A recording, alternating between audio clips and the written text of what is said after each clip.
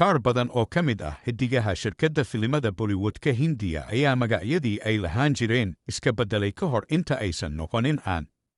Dhammaantood waxay magacyo kale samaysteen markii ay isku dayeen in ay ku soo biiraan xirfadda jilitaanka ama aysan ka soo muuqanin filimadoodii ugu horreeyey. Qaarkood sababta ay qaateen go'aankaas waa in magacyadooda dhabta ah aysan ku wanaagsanayn caannimada. Halkani waa deeqsame iyo anigoo ah Ahmed Deeq Xasan. Halkan waxaan ku soo gudbinaynaa liiska jilayaal ka tirsan Bollywood-ka oo beddelay magacyadooda ka hor inta aysan xiddigaha waaweyn noqonin. Jilaagan rug caddaaga ah waxay Soomaalidu u yaqaanaan cali dheere ama gacmo dheere, laakiin magaca uu Bollywood-ka ku galay aadna loogu yaqaano caalamka oo dhan waa Amitabh Bachchan. Balse weligaa ma maqashay in magaciisa dhabta ah uu yahay Impulab Srivastafa, kaas oo loogu yeeri jiray inta uusan atooraha noqonin ka hor. Amitabh hadda waa 80 jir, wuxuuna magac weyn ku leeyahay xirfadda jilitaanka Hindiya, isagoo ka soo muuqday filimo aad u badan. Intii u dhaxaysay 1970 ilaa 80 wuxuu ahaan jiray jilaaga ugu saamaynta badan shirkadda Bollywood-ka. Amitabh Bachchan mar wuxuu xitaa ku biiray siyaasadda ka hor inta uusan dib ugu soo laabanin xirfaddiisa. Saif Ali Khan magaciisa saxda waa Sajid Ali Khan.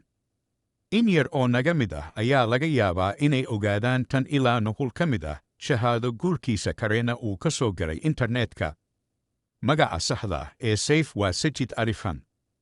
Warfadaha guurka ee Saif Ali Khan iyo Kareena Kapoor ayaa Saif magaciisa lagu qoray Sajid Ali Khan.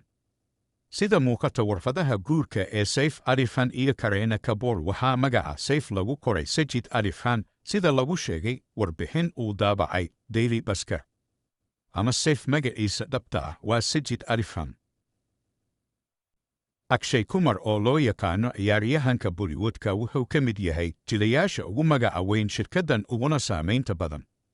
Laakiin markii uu bilaabayay xirfaddan wuxuu ka tanaasulay magaciisii dhabta ahaa ee la oran jiray Rajiv Hari Om Bhatia. Atoorahan waxay Soomaalidu aad ugu garan og yihiin magaca Master Bond, kaasoo uu ku matalayay mid ka mid ah filimadii uu soo dhigay. Akshay wuxuu ku jiraa liiska 10 jilaa ee ugu horreeya adduunka ee lacagta ugu badan ku qaata jilitaanka filimada. Magaca Kumar wuxuu ka keenay atoorihii 80 ahaa abaha jacaylka Kumar Gaurav ahna Sanjay Dutt, walaashii ninka qaba Namrata Dutt. Akshay ayaa taageeri jiray atoorahaasi, sida darteedna ula baxay Kumar. Salman Khan markii sawirkiisa la arko ama magaciisa la maqlo inta badan dadka daneeya filimada ee caalamka way wada yaqaanaan. Balse magacaas ma aha kii dhabta ahaa ee uu ku soo barbaaray. Magaciisa runta ah ee la oran jiray inta uusan xirfadda filimada ku soo biirin waa Abdul Rashid Salim Salman Khan.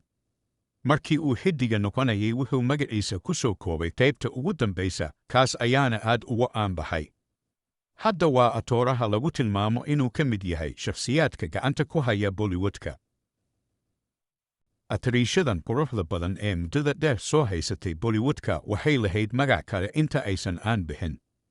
Waxaa la oran jiray Banu Rekha Ganeshan. Magacaas wuxuu isu beddelay Rekha ilaa heer dadka inta badan aysan aqoonin xitaa waxa loogu daro. Rekha markii ay dhalinyarada ahayd waxaa raggii ay haasawaha la soo samaysay ka mid ahaa ra'iisul wasaarihii hore dalka Pakistan Imran Khan, oo xilligaas ahaan jiray ciyaartooy caan ah. Waxaa la sheegaa in ay ku dhowaadeen guur. Waxay kaloo ay xidhiidh ka dhexeeyey cali dheere.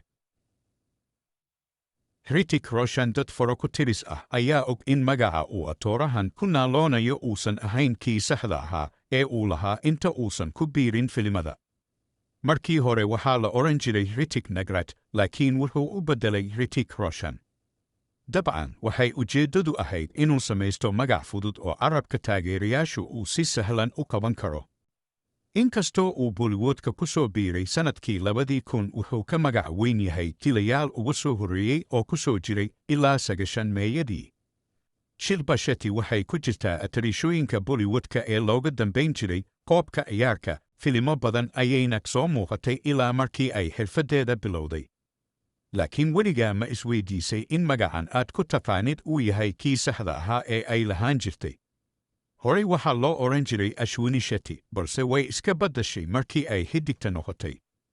Tiger Shroff dabcan magaciisu wuxuu u qurux badan yahay sida uu jidhkiisa u qurxiyey, laakiin ma aha kii saxda ahaa. Tiger Shroff waxaa markii hore la odhan jiray Jay Hemant Shroff. Hadda waa 30 jir, wuxuuna ka mid yahay jilayaasha ugu mustaqbalka fiican Bollywood-ka Hindiya.